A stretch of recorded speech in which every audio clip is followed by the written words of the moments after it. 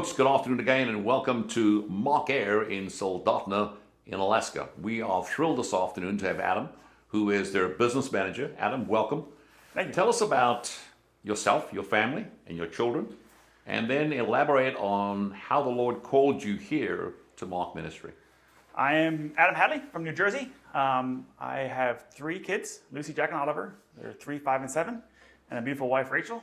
I've been up in Alaska for about 3 years now. Awesome. The way I came to Alaska is a kind of a fun story. I'll keep it condensed. I was up here on vacation in 2021, doing the Alaskan vacation, kind of touring the peninsula. And I wasn't overly thrilled about coming to Alaska. I liked it, but it wasn't really what I wanted to do. So the 2 things I wanted to do in Alaska was go whitewater rafting and halibut fishing. So I was like, fine, got on a plane from Philadelphia, flew to Anchorage.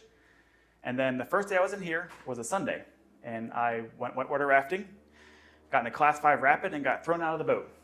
And then promptly broke my leg and dislocated my ankle. Wow. First day to Alaska. So as you imagine, I was a bit less than pleasant. I mean, My Alaskan vacation was shot. I was on crutches. I had an 8-month-old and a 2-year-old.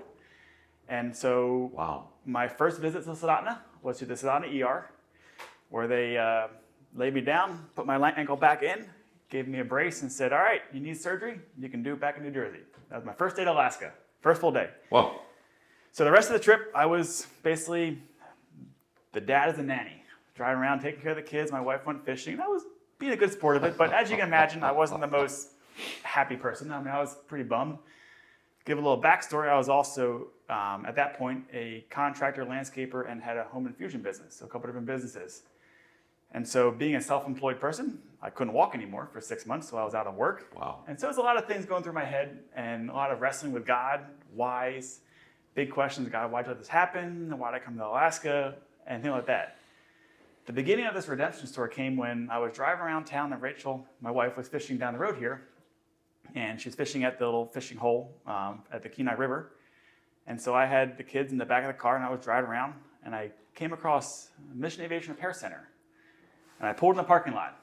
I'm going to pause the story there and go back 7 years prior to that. I'd gone to a mission aviation camp as a young kid. I was about 13 years old. Oh, wow. And kind of fell in love with being a missionary aviator someday. Thought it'd be kind of cool. One of those kind of big future dreams. Like, I want to be an astronaut. I want to be a race car driver. Right. And kind of had the idea, I want to be a missionary aviator. Never pursued it. Went to school for business and stuff like that. Anyhow, so I pulled in the parking lot and I said, Mission Aviation Repair Center. And I sat there, but unfortunately, or fortunately, my son was sleeping in the back. And one of the rules of vacation is you never wake a baby on vacation. Yep. Never wake a baby on vacation. So I pulled out of the parking lot and went about my way and left and then got back home, had my surgery, got a metal plate in my leg on the mend. And the director of the aviation camp, his name was Jack Falsbinner. The director said, hey, come on over for monkey bread and coffee, pastries and coffee. And me, being unemployed and maybe a bit lamenting about life at that point, Sure. went over there and started sharing about things and some frustrations and struggles and just kind of talking to him. He's an old family friend. He knew my parents for years. And he says out of the blue, hey, Adam, you should apply to MARC. And I'm like, I'm okay. I'm not a pilot, but I'd love to someday, maybe when I'm older. And kind of just blew it off and ignored it and let it go. Sure. Well, if you knew Jack Falsbinner, he's a persistent fella. So the next week he texts me on my phone. Did you get the application? I said, no, not yet. Basically in my head thinking, I'm not going to do this right now. I got my life, I've got my business, I've got my house. Life was going well, mostly besides a broken leg. And then, so next week he texts me, did you get the application yet? I said, no, just AK, stop asking, I'm not doing this. Next week he texts me, did you get the application yet? I said, fine, I'll get the application. That's all I said, didn't say anything else. Fine, I'll get the application. So I call Peter up and get the application, and I'm still thinking in the back of my head, I'm not a pilot, I'm not an aviator, I have no experience. This is kind of a pipe dream of mine. Right. Fast forward, put the application in, and then one night after a Bible study, I get a call from Alaska. Who's calling me from Alaska? Hi, this is Peter Beske from MARC. Oh, hi, Peter. It's here. And I'm kind of like, interesting, but I'm not really sold on this job yet, and I don't really necessarily even want it at this point. And it's kind of like, cool, someday. He begins talking to me, sharing about the ministry, telling all the good things and lots of the good, neat things. And I'm thinking, okay, I'll give him some money and help him out and maybe I'll do something else. But I said, I'm going to cut the chase of this. I'm going to cut this off. And I say, Peter, let me ask you a question. I'm not a pilot. I'm not a mechanic. I have no aviation experience. Why do you want me? Because it was an employment application. And without skipping a beat, Peter says, I don't need a pilot or mechanic. I need a business manager. And I got real quiet. I said, oh, shoot. I can do that. I had to run a couple businesses, and that was my training. And so that was kind of the journey. From that point, he invited my wife and I up to come up to visit, and we came up and visited. And I guess a year and a half after that, we ended up coming up on staff. Wow. So that's the long journey. Ended up starting with a broken leg, and Here you in are, Alaska, and here I MRC. am, and my leg's all mended up. I enjoy running ultra marathons, and God's been good and healed me up, and Wow. Praise I'm God. the business manager. So now let's get into the nitty gritty of what you do and help people understand, because we really are seeking to seek financial aircraft. Not that we want to sound like we're looking for money, but just to help people understand, Adam, what it costs to run an organization like this. In as far as, obviously all the missionaries are self-supporting, all the staff are self-supporting, but you still need lights, you need planes, you need oil, you need gas. Talk about the gas that you guys have, if you have your own gas here. Yeah. Talk about just the costs and how people can contribute. Obviously, they can't be missionaries. Like you said, they can't come up here and help us fly or be a business manager. But what can people do to really facilitate supporting you? And then industries like Airbus or Boeing, who obviously may see this by just sheer accident and say, oh, you're short of aircraft. Your aircraft fleet is 50 years old, even though it's in flawless condition. How can we contact you, or where do they go? So kind of open that onion for us. Yeah, that's a great question. So being in my position as a business manager, I'm not a pilot mechanic, but I understand how most of the work in the organization. Kind of give you a bigger picture. MARC is really neat, where it was founded 6 years ago, but it was always built on, hey, how can we serve the missionaries, but also be self-sustaining? We don't charge the missionaries for most of anything, and we fly for as cheap as we possibly can. And so a lot of the services we provide to missionaries and the ministry we can do is because we're self-sustaining. So we have fuel sales here on the airport, Okay. and that helps offset the cost of our fuel. So you have your own fuel depot here. Yep, own fuel depot here, basically a gas station for the airport. Okay. So the public comes in, buys fuel at market price, but that directly offset how much our fuel costs. Oh, wow. Towards. So we make a small margin on fuel overall, but that covers most of the cost of our in-house fuel. Okay. Secondarily, we have a flight school. So like I said, our heart is to ensure safe, reliable flights to the ministry. Correct. To missionaries. But we also train the general public. So you can come in and, as a random person, and come in and get flight lessons and pay the market rate for flight training. But that flight training money directly goes towards keeping the lights on, paying for insurance, paying for building maintenance. All the general operating costs of our organization is covered by that flight school, which makes us really self-sustaining. Where the part that you as the viewers can assist with is kind of the capital growth and the long-term sustaining. We can cover the day-to-day expenses, we can cover the operations of it mostly, but the big capital growth expenditures and also the fuel costs. Last year we flew 512 kids to camp, is a statistic we have. But the 5 kids to camp, we have to cover the fuel cost of that. What was that? Can you give us a rough number of what that looked like for the general public? Oh, that's a good question. I don't remember exact fuel costs, but it's well over $200,000 a year, if not more than that, in fuel costs. And that comes from? Basically, internal. Some of it's subsidized by the camp. Some of it we subsidize for ourselves through scholarship. But that overall fuel cost is we try to subsidize as much as we can. So this year we're able to have a camp scholarship of $75,000. $50,000 of that is donated from Samaritan's Purse. The other $25,000 is raised through in-house scholarship. Wow. That's kind of the year to year, and we will, in essence, burn through that relatively quickly, within a month or so, just based off the fuel costs and the maintenance costs of the aircraft, and at the cheapest possible rate. One of the long-term things that we're really excited to grow into is an endowment. So we would love to see a $3 million endowment within 5 years, so hopefully by 2030.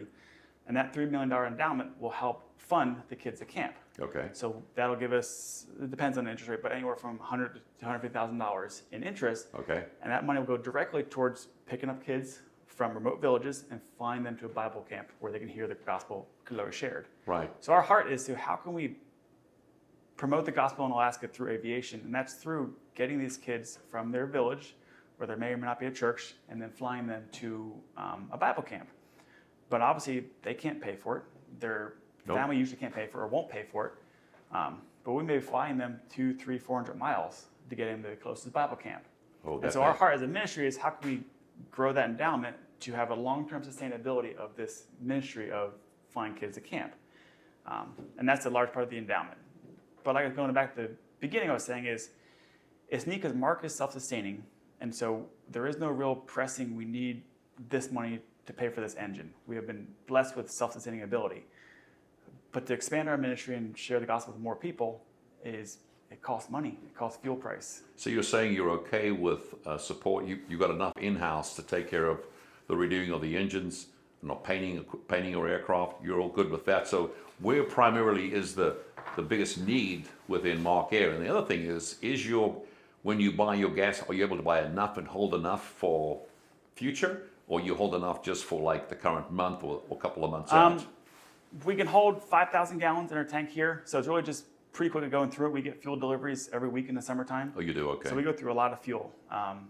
There's a flight going out to Port Allsworth, and that goes through a lot of fuel, and these planes burn a lot of fuel. So yes, Mark is able to sustain the general operations of it, but it's kind of limited to how much money we have. We can't fly more than the money we have. Sure, understandable. So we would love to fly more, but also our flights are subsidized by the camps. So we don't fly for free. The camps pay a small portion of that in a relatively discounted rate compared to commercial rates. But we can't fly for free. But my heart and the heart organization long term is to be able to reduce that cost. So rather than it being maybe $1,000 per hour, we can reduce it to $500 an hour. So we're still paying for most of it. But that's where the long-term sustainability of it is. And so while Mark is always looking to grow in aircraft and planes and personnel, from a business management finance part, we want to be able to bless even more Christians throughout rural Alaska and fly them, share with them the gospel, and support their ministries as cheaply as possible. So how can people call you, get on what can they do from a person who can't come out to do? They would just send you funds to put into the endowment then, basically? Yeah, a couple different ways. So we have kind of our general giving, which covers... And how would they do that? We just call our offices or email us. Okay. We have an online website where you can go and get the specific funds. So whether it be specific missionaries like myself, or giving to the general funds or the endowment or the scholarship, it's all kind of laid out there. One of the things I'm in charge of is donor development and large gift giving. So if you ever have depreciating assets, stock you want to give away, distributions from your IRAs, they're called QCDs, larger donations like that, we'd love to talk to you and share about what that looks like. Okay. And whether you want to do more of a legacy giving, which would be through the endowment, Yep. kind of long-term legacy giving, or whether it be, hey, I really want to bless a current project. A capital campaign project we're looking at in the next few years is building a hangar 2 lots down. So unfortunately, we're running out of hangar space. So we want to build another hangar to be able to put our flight school aircraft and missionary aircraft. Right now, we're renting 2 parking spots out here from the city.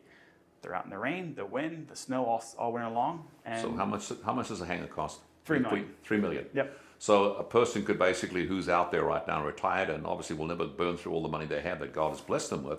So if they have $3 million, they would just call you. And I think Absolutely. so. Basically, those folks, if you're listening to Adam right now, I think the key thing is that he understands the numbers, he understands the dynamics of making this whole thing run. I think it'd be a good thing to reach out to Adam and then get his email, talk to him, and he can break down where you want to give or where you have a specific need for now. So basically, like Brent was saying earlier on as well, Adam, the winter times here are pretty intense. So the idea is to get the aircraft off the field into the hangar. Yep. So the new hangar, will that allow you to keep all the rest of the aircraft in there then? Yep. We have plans or rough plans to build 10 T hangars. Okay. So it'll be for the smaller 172s and the smaller aircraft. And we have room in this hangar for the larger aircraft. But like I was saying, there's 2 missionaries from, I think he's in Nanana and for the other village. But anyhow, his airplane's out there. It's been out there all winter long in the snow. We're going to service it when we can. It's on a list of service, but it's been outside. Okay. And if we can put that inside for him, keeping our other aircraft inside, we would basically play hangar roulette every day. We're always moving planes around, and that's how you get hangar rash. And so it's just, those are kind of some of the long-term sustainability things that we're looking at that I kind of focus on. How can we help not just the flights today, Correct. but the flights in 10 years from now? Absolutely.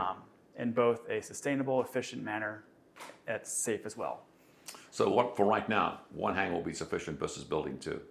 Yes. If you had the 6 million, you'd build the two, or you just focusing on one hangar Just right one, now? yep. Okay.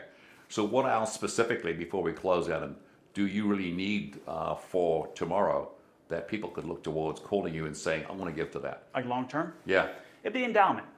That endowment is right now at 175,000. Our goal is to get to 3 million in 5 years, or Okay. 3 million tomorrow. But when we have that endowment there, we are hamstrung by how much we can fly for these camps. Like I was saying, that 75,000, we distribute it up to the camps evenly. And so we have different Bible camps, and we say, hey, we are going to donate or sponsor X amount of flights, because we can give that much money towards it, because we still have to buy our fuel. So we can sponsor this amount of flights. But if we can say, hey, we can cut our flight costs in half, or we can fly that many more kids, that's just a huge blessing to sharing the gospel even further. Amen. So that endowment is going to be able to allow us to fly that many more kids, bless the camps that much more, because they're having to pay for it as well. Yeah. Somebody has to pay for the fuel, and we do the best we can to cover it. But the more you can subsidize that cost, the more we can share the gospel. And that's going to be through an endowment, or even very short term, hey, I want to give $100,000 to flying kids to camp in 2026. That money will go directly to flying kids to camp in 2026. So that's my thing. They could do that. They could just sponsor the kids, and the overall cost for that is 100,000 to 200,000 per year for you guys. If you had enough, if you had 200,000, would that cover your fuel? That cover your pilots? Would that cover everything for that for the month? Pretty I much, think yeah. it's 3 months. Okay. Yeah. So 200,000. Our goal is a $3 million endowment. I haven't done the exact math. The director has, is rolling that back with the interest rates of common interest rates. That'll Sure. give us enough to subsidize and even drop the rates of it, of flying the kids to camp for free. Okay. And so there's a lot of different avenues that go into that, but that's where the cost breaks down to. Okay. Folks, so you heard from Adam, and I think you understand the validity and the power and dimension of Mark Air.